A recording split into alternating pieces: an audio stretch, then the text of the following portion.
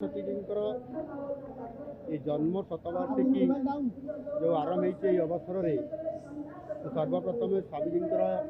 ये पवित्र जन्मस्थली को जन्मपीठ को आसी निश्चित भाव में अत्यंत आनंदित एवं भाव विभोर यही दिव्य परिवेश अवसर में स्वामीजीଙ୍କର श्रद्धांजलि सभा सामिल हवा निश्चित भाव सौभाग्यर कथा मु आगु घोषणा करी आज आउे मु मोर वक्तव्य दोहरई जे ये जो स्वामीजीଙ୍କର शत जन्मवार्षिकी उत्सव पालन करा या वर्ष तमाम करा एवं से मु संपूर्ण भाव में वर्ष तमाम ये कार्यक्रम सामिल हेबी एवं तांकर जो आदर्श थिला तांकर जो त्याग थिला तांकर जो सनातन संस्कृति को पुनरुद्धार करी लोगों सामना को आनिबार जो तांकर अभिप्राय थिला एवं ता सहित जंगल बण गिरी कंदर रोकवा जनजाति लोक जो माने अवहेलित होते से सामना को आनिबा संस्कारित करवा शिक्षा देवा से पाखे स्वास्थ्य पहुँचेबा यही जड़े स्वामी लक्ष्मणानंद सरस्वती जी जो महान काम करते जन संत हिसाब रे एवं से तांकर जो जेभली भाव में हत्या करा जाइथिला या निश्चित भाव में अत्यंत निंदनीय घटना एवं आज आम सरकार आसिला से सत्यर संधान हो एक मुझे सारी निश्चित भाव में जो माने षड्यंत्रकारी जो माने हत्या पछरे मुख्य पुटपुरोधा से आम सरकार घोषणा भी करिसेंती एवं आमे मध्य क्राइम ब्रांच को दायित्व देइछु निश्चित भाव में स्वामीजीଙ୍କର हत्याकारी को छड़ा जीव नहीं एवं स्वामीजी जेभली भाव में एक साधक हिसाब से काम करते से स्मृति को एवं सनातनी भावधारा को आगामी दिन में प्रभावित कर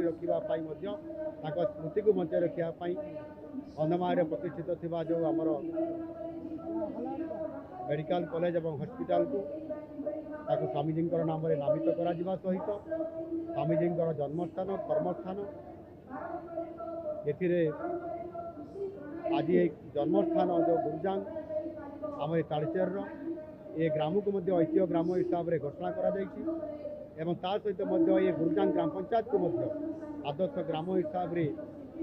या घोषणा सरकार कर निश्चित भाव में आम सरकार जो माने परपुत्र जो माने महापुरुष हिसाब से दिव्य चेतनार सहित ये समाज को एवं ये ओडिशा प्रांत को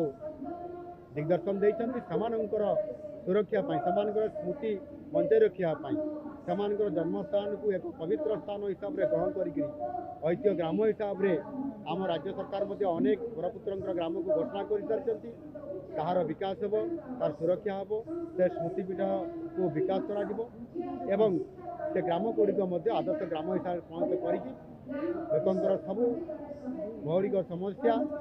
एवं से अंचल विकास को त्वरान्वित कर आज ये ग्राम को आसी निश्चित भाव में आमको आहरी अधिक शक्ति मिली उत्साह मिली आगामी दिन में समृद्ध ओडिशा बनइबारे जो स्वप्न देखी स्वामीजी निश्चित भाव में आम सरकार आगामी दिन में निश्चित भाव में सही मार्ग में जाऊँ आगामी दिन में समृद्ध ओडिशा निश्चित भाव में बन आज पवित्र गुरुजांग ग्राम स्वामीजी जन्मित ग्राम स्वामी लक्ष्मणानंद सरस्वती जन्म शतवार्षिकी वर्ष कार्यक्रम शुभारंभ होती माननीय मुख्यमंत्री माननीय पूर्वतन केंद्र मंत्री श्रीयुक्त धर्मेंद्र प्रधान महोदय एवं अन्यान्य समस्त सांसद विधायक बहु साधु सन्त मनीषी मान गहन आज कार्यक्रम शुभारंभ होती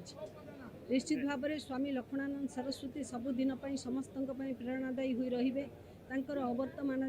आज एठारे तांकर शिक्षा क्षेत्र में समाज संस्कार क्षेत्र में आदिवासी गिरिजन मानकर उत्थान क्षेत्र में तथा कुनी कुनी छात्र छात्री भितर संस्कृत भाषार व्यापकता सृष्टि करवा ज्ञानर भंडार मार्ग उन्मुक्त करने जो प्रचेषा जारी रखी एवं तत्सहित जो भाव में गो सुरक्षार कथा कही जमी जल जंगल संपदर सुरक्षार कथा कही कृषि आधारित अर्थनीतिर कथा कही ताहाकु निश्चित भाव में आज तार स्मृति चालना अवसर में पंच संकल्प स्वामीजींकर ताकू समस्ते निश्चित भाव में आगामी दिन में परिपालन करवा जार प्रकृत